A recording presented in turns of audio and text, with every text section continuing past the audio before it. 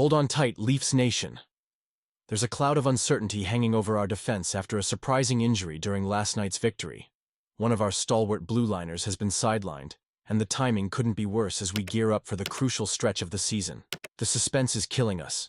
How serious is this injury, and what does it mean for our playoff hopes?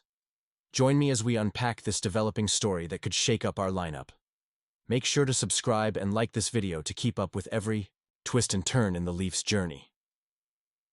Craig Berube has just provided us with an initial update on Oliver Ekman-Larsson, who left Saturday's game against the Edmonton Oilers due to an injury. It's a tough situation for the Leafs, as Ekman-Larsson has been a crucial part of our defensive lineup this season. He logged a mere .521 on the ice before exiting, and his absence left the team scrambling with just 5 defensemen for the remainder of the game. Now, I know we're all wondering what exactly happened to him. Berube mentioned it's a lower body injury, classified as day-to-day, but he didn't have specifics on when or how the injury occurred. It's frustrating, right? Especially since Ekman-Larsson has been such a consistent presence for us, only missing 1 game out of the last 50 due to illness. His performance has been pivotal, contributing 21 points, which places him second among Leafs defensemen, trailing only Morgan Rielly. We've seen him light it up with 6 points in 5 games leading up to that match against the Oilers, so the thought of him being sidelined is concerning. With only 3 games left until the Four Nations break, it raises the possibility that we might not see him back until after the NHL resumes play. I can only imagine how the management and coaching staff are weighing their options right now. But let's take a moment to consider the broader implications of this injury. Ekman-Larsson has been a stabilizing force on the blue line, and the reliance on Simon Benoit and Connor Timmins to step up in his absence is a gamble. Do you think this was the best decision? Honestly, I'm torn. On one hand, it's an opportunity for some younger talent to prove themselves. But on the other, we're risking our defensive integrity at a critical juncture of the season. With the playoffs inching closer, every game counts. The Leafs are in a position where they need to solidify their playoff spot, and losing a player of Ekman-Larsson's caliber could have ripple effects beyond just the immediate game. What does this mean for the team's chemistry and rhythm? The last thing we want is for our defense to become a revolving door of players who are still trying to find their footing. Let's be real. We're all invested in this team's success, and seeing them struggle because of injuries can be disheartening. We've been through a lot as fans, and the dream of finally making a deep playoff run feels close yet so far. With Ekman-Larsson's experience and skill set, his absence could potentially derail the momentum we've built this season. As we look ahead, the key question remains: how will the coaching staff adjust? Will they opt for a more conservative approach, or will they look to push the pace with the players they have? I'm genuinely curious to see what strategies will be deployed to fill that gap.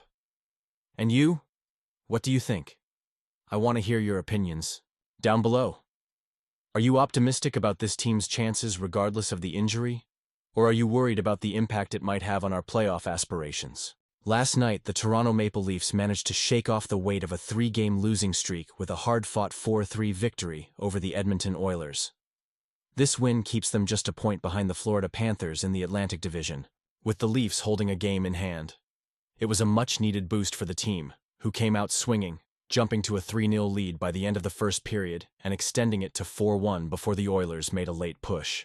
Even a disallowed goal by Leon Draisaitl couldn't stop the Leafs from celebrating this crucial win. What's even more exciting is that this was the first game where all 4 members of the Core 4, Auston Matthews, Mitch Marner, William Nylander, and John Tavares, played together in quite some time.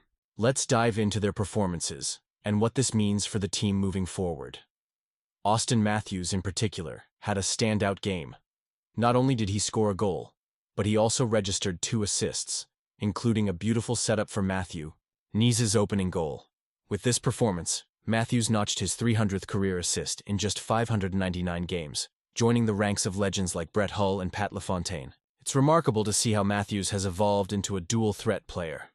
He's not just a goal scorer anymore. He's a playmaker, too. His ability to create opportunities keeps the Maple Leafs offense buzzing, and it's no surprise that when he's on the ice, the team often finds success. With 20 goals and 20 assists this season, Matthews continues to prove why he is an irreplaceable asset to this team. Then we have Mitch Marner, who is one of the top playmakers in the league. Last night, he not only assisted on a goal, but also scored the game winner just 18 seconds into the third period. His solo effort to maneuver through defenders and score was nothing short of spectacular. Marner now sits fourth in the league with 70 points, and his combination of offensive flair and defensive responsibility makes him a crucial component of the Leafs' success. Given the impending salary cap increase, you can bet that Marner's next contract is going to make him one of the highest-paid players in the league. It's a bittersweet thought, but for now, let's just enjoy watching him work his magic on the ice. William Nylander continues to impress as well, scoring his 30th goal of the season in this game. This marks his 5th season with at least 30 goals, showcasing his consistency as a scorer.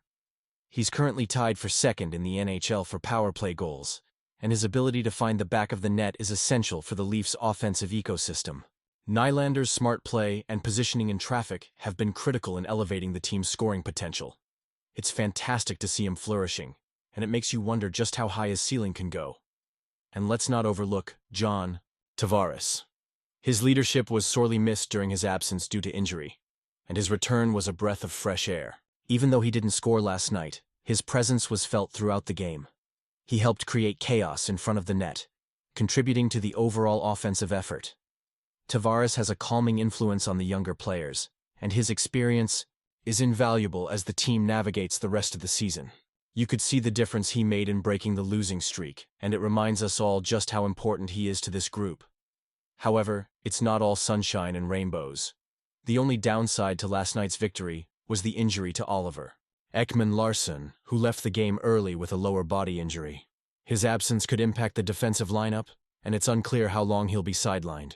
If he can't go, we might see Philippe Myers step back into the lineup, but Ekman-Larsson has been a solid addition to the blue line, and losing him could be a significant blow.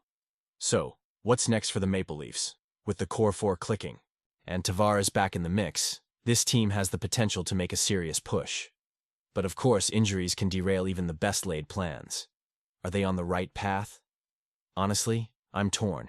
The chemistry is there, and the talent is undeniable. But maintaining health will be key as we approach the playoffs. And you? What do you think? I want to hear your opinions down below. How do you feel about the Core 4's performance? Do you think the Leafs can keep this momentum going? Don't forget to like, share, and subscribe to stay updated with all things Maple Leafs. And make sure to activate the notification bell to get all the latest updates. Let's keep the conversation going. Your insights matter.